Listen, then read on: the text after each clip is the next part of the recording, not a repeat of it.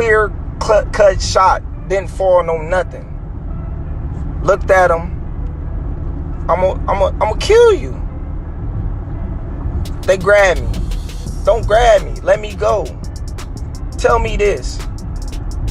How can a person that's... You have 4 children. Yeah, I have 3. You have 3 children. You have 7? Yes.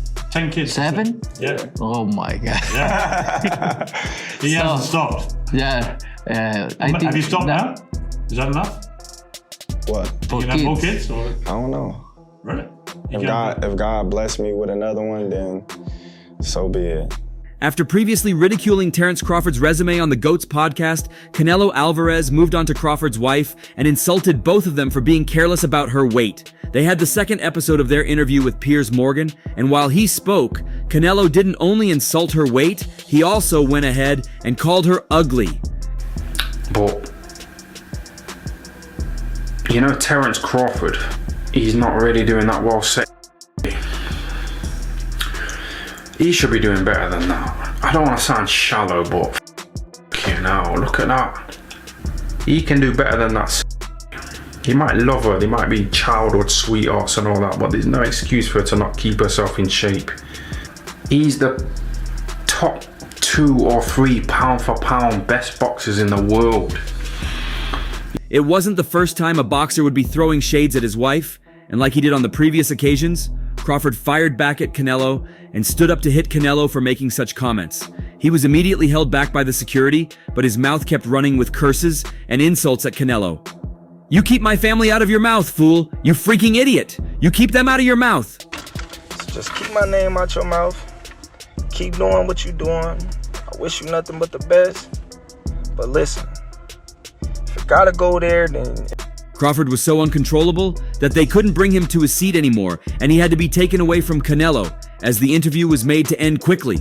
The interview was rescheduled, however. The animosity between Crawford and Canelo keeps growing, and it becomes the latest heated exchange between them.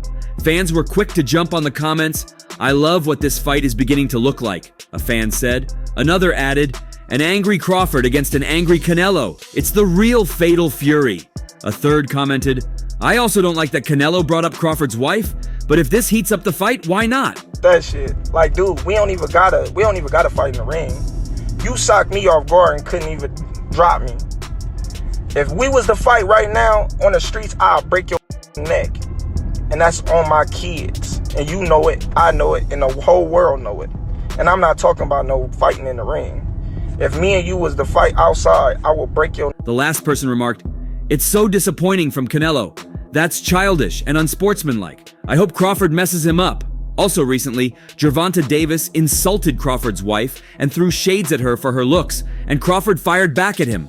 But the more controversial one came from Thon Booth, to which Crawford issued a 4-word tweet directed at Tyon Booth. It read, "We do have passports." You know, he's trained hard, he's got to the top of his game, he's made money, he's become a world champion, he's super talented, and he's got that cunt as our girlfriend. He should be doing better than that. Terence Bud Crawford. It's all about levels, innit? Crawford wouldn't have that nice, attractive girlfriend of his if he was a bin man. If he was a bin man, emptying bins in Nottingham. Crawford's understandable reaction to Booth questioning his wife's weight was well received on Twitter, where countless fans and fellow boxers lambasted Booth for his crass comments. A day earlier, Booth asked this tasteless question about Crawford's wife, Isha, on Twitter. Should a world champion boxer have a fat girlfriend? Booth's tweet was sent out with a picture of Crawford, dressed in a suit, posed with his wife, who wore a dress in it. Booth has become infamous for controversial comments made on his YouTube page and on Twitter. His Twitter account was suspended after he commented on Crawford's girlfriend. It's clearly a trend for boxing fighters to troll Crawford's wife. Perhaps after looking for weak points in him to exploit and finding none, his opponents see his wife as an easy reference for insults. We won't have that at all. Yeah, he'd be struggling. Everything for a reason. George Groves with the Rubik's Cube. I found a woman who really likes Rubik's Cubes as well. Yeah. Everything for a reason. I don't know what the reason is for wearing that. It's not all that, is it? Everything for a reason. You know, if I was like a top boxer and I was training hard and I was running. Ahead of their September 13th fight in Las Vegas, Canelo Alvarez and Terence Crawford sat down for an interview with Shaquille O'Neal, Tom Brady, and Dana White. Canelo recently put Terence Crawford's resume on blast. During the interview, he had high praise for the great fighter Crawford is. However, he is skeptical of the quality of opponents Bud has faced. Simply put, Canelo doesn't rate any of Crawford's previous opponents as world-class. Crawford has beaten Errol Spence Jr., Amir Khan, Kell Brook, Sean Porter, Jeff Horn, and more in his career. Bud, though, bizarrely named Victor Postel and Ricky Burns as his most elite opponents. Nevertheless, he didn't do too well to counter Alvarez's argument. You know, and if you look at his career, don't get me wrong, okay? He's a good fighter. But if you look at his career, mention one elite fighter. So Postal wasn't elite? Who? Victor Postal. Who's that guy? So Ricky Burns wasn't elite? Ricky Burns doesn't elite. Okay. Eddie Hearn has now discussed the topic and agrees with Canelo's point, but notes that it's not Crawford's fault that he never had the opportunity to fight bigger opponents thus far in his career. Speaking to Fight Hub TV, Hearn said, "Unfortunately for Terence, he has never had the big fights against the greats in their primes. It's not his fault. I said to him on the plane, 'What's the best win of your career?' He went, 'Ricky Burns. Ricky's my guy. He's a 3-division world champion and a great fighter. But when you're talking about pound-for-pound generational great, where are the other wins on your resume?' The Matchroom boxing head also thinks that the likes of Brook, Khan, and Spence were past their prime when they faced Bud, and commented on the comparison between Crawford and Canelo's resumes. And do you think fighting the 4-pound smaller king does more for your career than facing the bigger, menacing Mexican monster and David Benavidez? You can see the career of Terence Crawford Benavidez. Terence Crawford is undisputed champion in 2 weight classes, many championship fights. So he bring me something to the table. This is a fight that's probably quite personal to him to prove himself as a great. There's no doubt if he wins the fight, he's great. He's a pound-for-pound tremendous fighter. But unfortunately, when you look at his resume versus Canelo Alvarez's resume, it's chalk and cheese. Terence Crawford will have the chance to erase those comments when he takes on Canelo Alvarez on September 13th. It's easier said than done, though. Crawford having to move up 2 weight divisions won't help his cause either. That said, if anybody has the ability, it's Crawford, and throughout his career, he shined when the lights were brightest. Canelo, though, is cut from the same cloth. There's a lot of experts that think Canelo's not the same fighter. His punch output's a lot less. What do you think, considering the last 12 months or so? Is he the same fighter he was maybe a few years ago? I think he is. I just think, he just wasn't up for the skull fight. And I think, different fighters bring different, energies out of other fighters. A lot of people are judging you on the Madrimov fight, saying you struggled moving up in weight. You're going further up in weight. And they're saying that's going to go against you based on the Madrimov fight.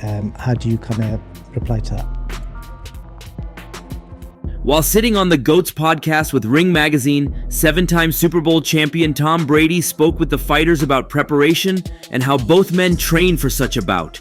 I was never thinking about the fight. I never in my life was thinking about Crawford because he's in a lower weight class than me. But that's the fun part about boxing, as you never know what is going to happen. Now we are here, and I am glad to share the ring with one of the best fighters out there, and I can't wait. Obviously he's a special fighter. He's a good fighter, but that's why there are weight classes, and we're going to find out in September. White chimed in on the potential mega fight when Brady asked him how he, since this will be his first time promoting the sweet science, saw the sport evolving over time. Wasn't great. Ricky Burns wasn't elite. A 40 years old champion in that moment beat Mr. Posta in my gym. I saw that. So Ricky Burns wasn't elite. Ricky Burns doesn't elite. Okay, he's not elite. It's cool. Is there a champion? I'm going to fight another elite. There is fighter a champion. Well, I know I've had a lot of criticisms of the sport over the last 30 years. The way that I'm looking at this is I'm going to start building from the ground up. Looking for young talent, up-and-coming guys putting on fights sort of UFC style from the first fight of the night to the main event, stacking the card, with the best talent possible, changing the live event, changing the production of the show. Sheikh Turki has a lot of things in the works already over the next 16 to 18 months. He continued, these types of fights with superstars like these guys, but I'm looking at rebuilding the sport. Literally, this guy is the only guy in the history of the sport that is actually invested in it. Good fighters, but elite fighters is different. Wait. So I'm gonna fight an elite fighter in September. Yeah. Okay. Then we're gonna find out. Then we're gonna find out. And don't get me wrong, you're a great fighter. I know I'm great. You're a great fighter, but are you gonna find out? I hope you're on. Most of these guys just take. Turki Al-Sheikh in the last 2 years has invested more money in the sport of boxing than every promoter throughout history. So I'm looking at this thing completely differently than anybody ever has. Brady mentioned that sports fans want to see the best competing against the best. According to Brady, giving a hat tip to White, this formula is how the UFC stages fights. Brady said Bud and Alvarez are the best in the sport of boxing, which is why so much attention is being brought to the fight during press week. You want to see the best in what's been accomplished and what Alvarez has done and what Bud's done and say, all right, let's see what happens. That's the excitement of sports. People want to see greatness, and they want to see greatness go against other greatness and see who wins. Because Turki Al-Sheikh pay you enough money because it's gonna be the last. That's it may be. Maybe. I hope he pay you enough. But after fighters fight me, they never the same. So I just hope your career continue. If you look at my career, never same after me. The podcast appeared to have been filmed prior to the Alvarez versus William Skull fight, which was lackluster. Alvarez chased Skull for the entirety of the fight as he was running for his life. Skull ended up losing by unanimous decision, becoming a 2-time undisputed super middleweight world champion. Crawford crawled into the ring and took the hand of Turki Al-Sheikh, who stepped aside for the champions to have their official face-off in Riyadh, Saudi Arabia. During the first press conference in Riyadh, Saudi Arabia, Al-Sheikh sat next to Alvarez at his table, which was adorned with numerous illustrious belts that he had won throughout his illustrious career. Turki, you need to put a small ring, the smaller ring in the... Hey, Matt. Yeah. The only running that I'm gonna be doing is running upside his head, and I can assure you that. Bud was by himself with his trainer, Brian Bomac McIntyre, when Al-Sheikh said, I don't know why they sat me here as I want to be on the side of Crawford, which got a chuckle from the audience in attendance. As the men met, Bud started walking Alvarez back until Alvarez shoved Crawford off of him, which triggered a frenzy among security and their respective camps. Brady talked about training camp and how the fighters planned ahead of their mega fight. He wanted to know when the rigorous training would begin. Right now, I'm not training hard, I'm not even training really. I don't want to overtrain because I personally, when I go to the gym, I give it my all and I don't want to burn myself out. I want to save it all for the fight, so I'm just chilling, doing a little strength work here and there, but other than that, my training hasn't even started. Well, I want all the people in the stands that booed me, they gonna cry when they go home.